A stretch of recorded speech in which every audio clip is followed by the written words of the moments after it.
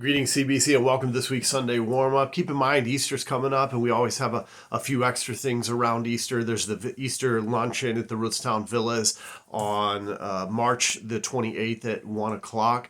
Also, we have Monday, Thursday service and Good Friday service and a family kind of time that week. So Thursday, Friday, Saturday of Easter week, there'll be some things happening.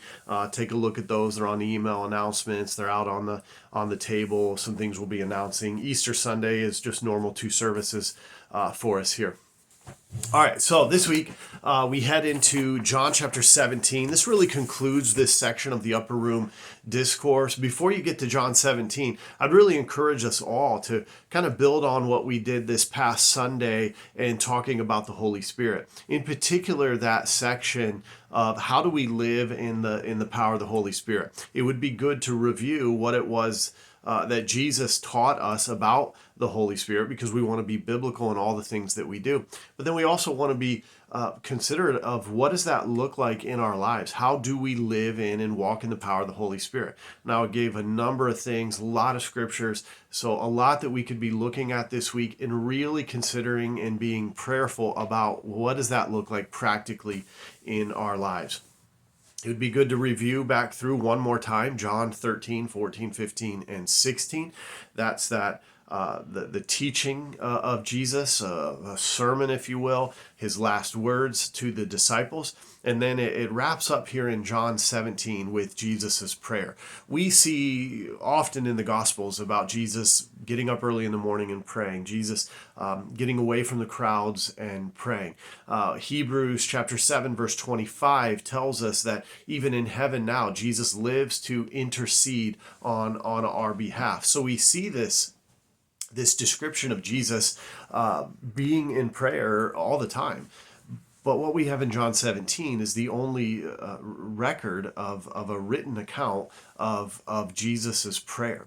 And so this week, first and foremost, in prep for Sunday, just read, and reread John chapter 17.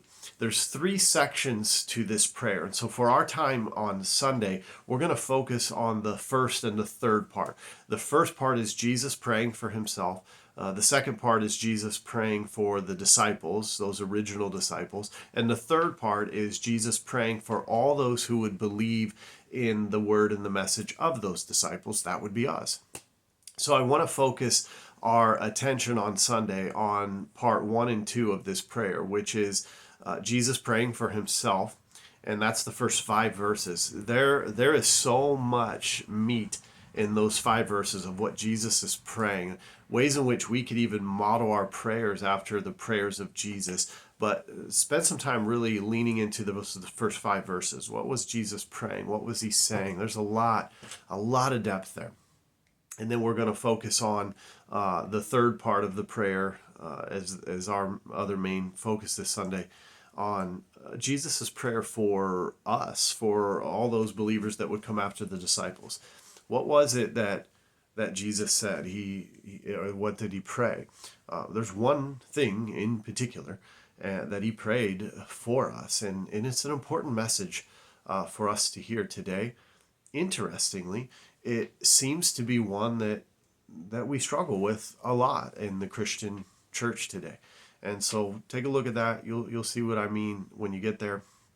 Lastly, I would read Philippians 2, 1 to 11. We're going to close with that on Sunday to kind of wrap up this section. So that's it. A lot of things you could be doing, building off of last Sunday, and I hope that we will in prep for this Sunday. John chapter 17 and Philippians chapter 2, verses 1 to 11. All right, that's it. Have a great week. God bless you guys. Let's be in prayer for one another, in prayer for our time this Sunday together in the Word. Have a good week.